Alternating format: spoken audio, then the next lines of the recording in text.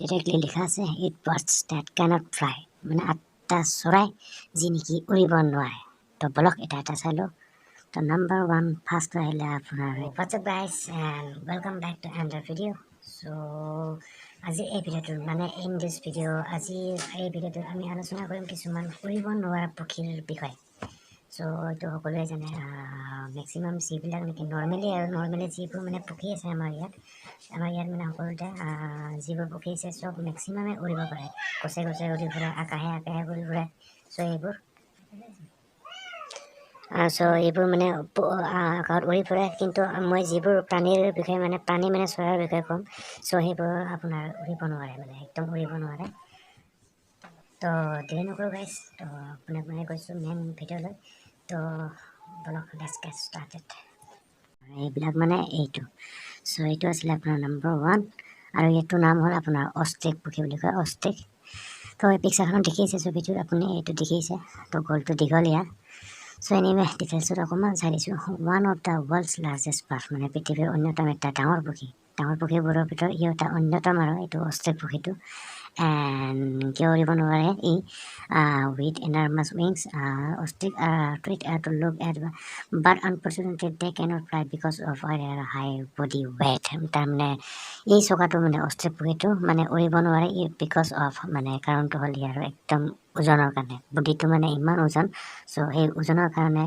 ই উৰিব নোৱাৰে এইটো হ'ল নাম্বাৰ 1ত এইটোৰ নাম আছিলে আপোনাৰ অষ্ট্ৰিক ঠিক আছে আৰু প্লাছ ইয়াৰ মানে পাখিবোৰ যিটো নেকি উইংছ বুলি কয় চ' সেইবোৰ মানে পাখিবোৰ পাখি মানে পাখা সেইবোৰ মানে ইয়াৰ চুটি চ' সেইটো এটা ৰিজন এনিৱে বলক নেক্সটটো চাই লওক এইটো নাম্বাৰ 1 আছিলে আপোনাৰ অষ্ট্ৰিক পক্ষী চ' নাম্বাৰ 2ত আহিলে আপোনাৰ এইটো আপোনাৰ ইমু বাৰ্ডছ বুলি কোৱা হয় ইমু হয় এইটো আছে এইটো দেখিছে আপুনি পিকচাৰখনত emu birds and have long legs built for running ইহঁতৰ মানে একচুৱেলি আপোনাৰ দীঘল ভৰি আছে লং লেগছ মানে দীঘল ভৰি সিহঁতৰ অনলি ফৰ দৌৰিবৰ কাৰণে আপুনি চাগে ডাউকৰ নাম শুনিছে চ' ঠিক তেনেকুৱা আৰু দীঘল ভৰি সিহঁতৰ জাষ্ট ফৰ দৌৰিবৰ কাৰণে এই ভৰিবোৰ তাৰপিছত লিখা আছে but sadly because of their heavy bodies and short wings they are unable to fly মানে সিহঁতৰ একদম বডিটোৰ ওজনৰ কাৰণে আৰু প্লাছ সৰু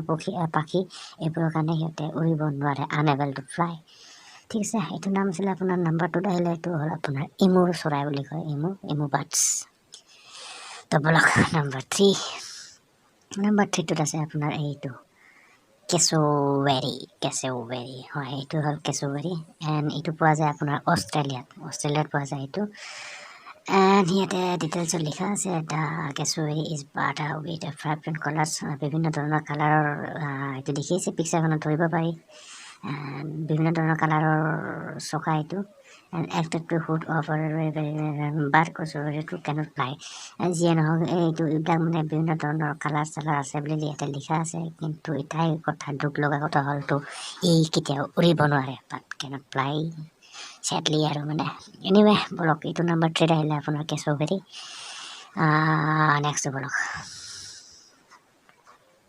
চ' নেক্সটটো হ'ল আপোনাৰ এইটো কিৱি চকা বুলি কয় এইটো কিৱি KIWI চ' এনিৱে আৰু ইয়াৰ নেটিভ টু নিউ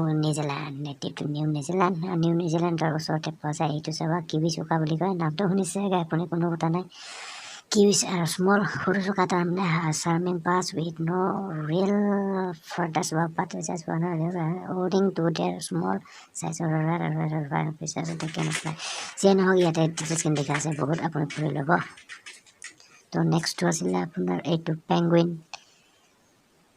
এইটো হ'ল পেংগুইন এইটো আপোনাৰ পোৱা যায় ইয়াতে ক'ত পোৱা যায় এইটো বৰফৰ দেশত পোৱা যায় penguin the most exotic and beautiful birds to look at ঠিক আছে এইটো ধুনীয়া দেখি চকাটো penguin have excellent swimming abilities but even this birds cannot fly মানে ইয়াৰ এই পেংগুইনবিলাকে মানে কি সিহঁতে সাঁতুৰিব পৰা ক্ষমতাটো আছে মানে সাঁতুৰিব পাৰে সিহঁতে চ' সিহঁতৰ এক্সিলেণ্ট এটা মানে কি এই চুইমিং মানে সাঁতোৰাত মানে সিহঁতে এক্সিলেণ্ট আৰু ভালকৈ সাঁতুৰিব জানে কিন্তু উৰিব নোৱাৰে চ' নাম্বাৰ এইটো 4 নে 5ত আহিলে মই ওচৰ পাহৰি গ'লোঁ এনিৱে বলক এইটো নেক্সটটো চাই লওঁ এইটো আছিলে আপোনাৰ পেংগুইন তো নেক্সটটো হ'ল আপোনাৰ এইটো নহয় বাৰু এইটো হ'ল আপোনাৰ আৰহিয়া।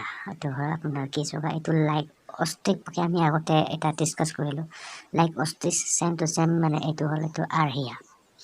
আৰু ডিটেইলছখিনি কি লিখা আছে, rhea looks very similar to and ostrich, এই সেনেকৈ লিখা আছে, মানে একদম চিমিলাৰ হয় অষ্ট্ৰিক পক্ষীটোৰ দৰে চেম আৰু মানে Austric. And have very strong legs, মানে বহুত একদম খাতাৰনাক লেগ, ভৰি মানে ষ্ট্ৰং হয়, ভৰিটো বহুত ষ্ট্ৰং মানে কি কয় অসমীয়াত এইটো আপোনাৰ এইটো কয় একদম ষ্ট্ৰং মানে বলৱান বুলি কওঁ, মানে বলৱানে বুলি ক'লোঁ। তো ষ্ট্ৰং লেগছ ৰানিং এবিলিটি, মানে দৌৰিব পাৰে খুব।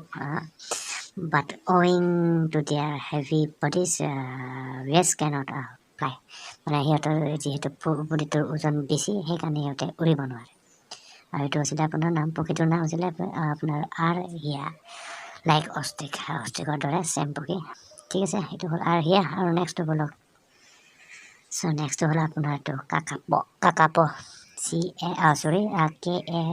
KAPO কাকাপ। এইটো আপুনি পিকচাৰটো দেখিছে, লাইক আপোনাৰ কি কয় পেৰটছক আপোনাক হেৰি অসমীয়াত কয় আপোনাৰ কি কয় এইটো পাৰ চকা নে কি কয়, পেৰটছ হয়, পাৰ চকাই চাগে পেৰট, এণ্ড হিন্দীত কাবুতৰ বুলি কয় চাগে। এনেকৈ যদি কিবা মিষ্টেক হয় তো কমেণ্ট জনাব, ঠিক আছে, শুধৰাই দিলে ভাল পাম। চ' এনিৱে ইয়াতে ডিটেইলছ লিখা আছে চাগে, kakapos looks like half owls and half parrots, half মানে কি এইটো পেৰটৰ দৰে দেখি, but unlike them kakapos cannot fly. যিয়ে নহওক এইবিলাক মানে তথাপি সেইটো উৰিব নোৱাৰে। দে আৰ অলছ' যিয়ে নহওক এইটো হ'ল কাকাপ', চকাটোৰ নাম হয় এইটো মানে কাকাপ, আৰু এইটো পক্ষী আপোনাৰ উৰিব নোৱাৰে। ঠিক আছে, তো নেক্সটটো হ'ল আপোনাৰ এইটো কালাৰ পেজ, এইটো নামটো অকণমান হেৰি হৈছে, পেংগুইন, লাইক পেংগুইন চেম আৰু মানে। ঠিক আছে, তো গাইজ এইখিনি আছিলে আপোনাৰ কিছুমান উৰিব নোৱাৰা প্ৰাণী, মানে চকা হয় মেইনলি। চ' ৰিপিট কৰিছোঁ নম্বৰ পুনৰ একবাৰ ৰিপিট करता हूँ। তো ইয়াতে লিখা আছিলে 8 birds that cannot fly, মানে 8টা পক্ষী যি নেকি কেতিয়াও উৰিব নোৱাৰে, cannot fly। তো নম্বৰ 1 হ'ল আপোনাৰ এইটো নহয়, এইটো হ'ল আপোনাৰ নম্বৰ 1 আছিলে এইটো অষ্ট্ৰিক। তাৰপিছত নম্বৰ 2 হ'ল আপোনাৰ এইটো ইমু বাৰ্ড। নম্বৰ 3 আছিলে আপোনাৰ কেচুৱেৰী।